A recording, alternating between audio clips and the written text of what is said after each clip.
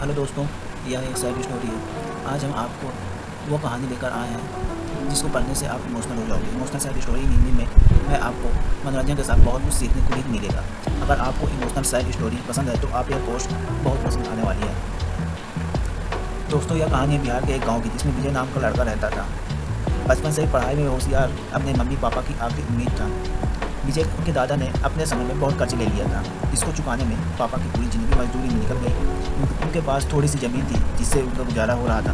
पापा की तबीयत मजदूरी के कारण से खराब हो रही थी, पर पापा विजय को इस बात का एहसास नहीं होने देते थे। विजय को पढ़ाई में इतना होशियार देखकर उसके मम्मी पापा ने हर वो काम किया जिससे विजय को पढ़ा पाए। विजय की कॉलेज की पढ़ाई खत्म हो गई थी। वो एक छोटी सी नौकरी करने लगा जिससे उसका खर्च निकल जाता था, और साथ में वो कलेक्टर बनने की तैयारी भी कर रहा था। विजय अपने वक्त का एक मिनट भी फालतू नहीं गुजारता था। विजय ने पूरा समय पढ़ाई नौकरी में ही लगा दिया। विजय के पापा को यह पता था कि वो कलेक्टर बनना चाहता है, इसलिए घर की हालत बहुत ज़्यादा ख़राब होने पर भी उन्होंने विजय से कभी इस बात का जिक्र नहीं किया और ना ही उसको अच्छी नौकरी करने के लिए कहा।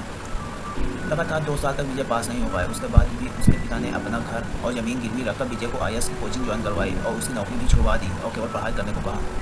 विजय के पापा हमेशा उससे कहा करते, बेटा खेत और दोबारा आ जाएंगे, पर कलेक्टर दोबारा नहीं बन सकते।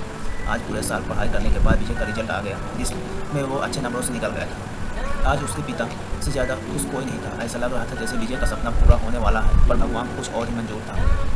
विजय का कल इंटरव्यू था और सुबह से उसके पापा की तबीयत खराब थी। विजय के पापा उसकी माँ से बार बार कह रहे थे कि विजय को मत बताना, और उस दिन देर रात उनकी मौत हो गई। अब एक माँ जिसकी गोद में उसका पति गुजर गया और वो अपने दर्द को भुलाकर अपने बेटे की ज़िंदगी के बारे में सोच रही थी। माँ ने पड़ोसियों तक को इस बात का एहसास नहीं होने दिया कि उसका पति अब नहीं रहा। पूरी रात ऐसे रोई कि आवाज़ भी न निकले, और सुबह विजय जब इंटरव्यू देने जाने लगा, तब माँ और पापा के आशीर्वाद के लिए उसने माँ को कॉल किया।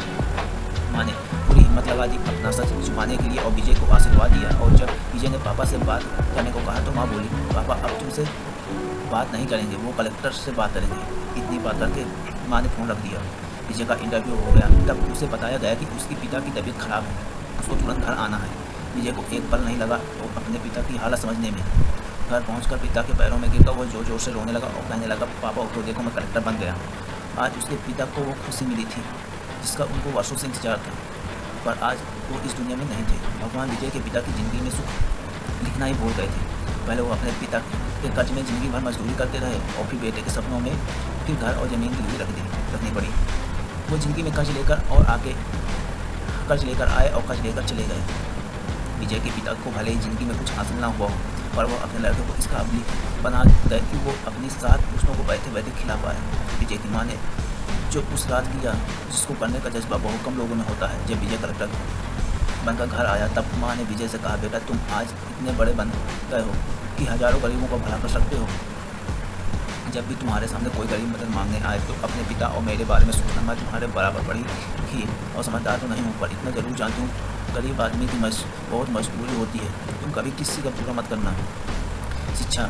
दोस्तों, इस कहानी से हमें यह शिक्षा मिलती है कि वक्त की कब भी मूड खराब हो, हम उसे बदल जरूर सकते हैं। माँ और बाप के एहसानों को हम कभी नहीं उतार सकते, पर हम अपने कर्मों से उनकी इच्छा जरूर पूरी कर सकते हैं।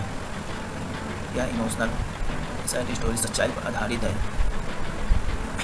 मैं आपने पढ़ा कि कैसे विजय के पिता का जीवन लग गया उसे कलेक्टर बनाने में। जब भी कोई किसी पोस्ट पर या जीवन में बहुत ऊपर किसी पद पर पहुंच जाता है, तब उसे बहुत सारे लोगों की मेहनत और त्याग लगता है। धन्यवाद दोस्तों, फिर लेंगे किसी एक और इमोशनल सैड स्टोरी के साथ। तब तक के लिए बाय बाय।